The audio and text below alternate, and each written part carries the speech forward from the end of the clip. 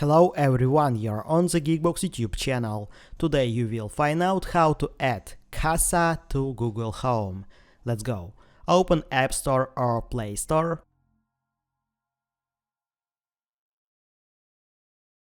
Find and install Kasa app. Add your Kasa device to the Kasa app.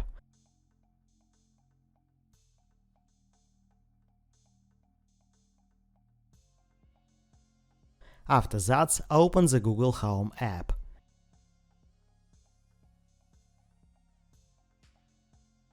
Devices, Add, works with Google.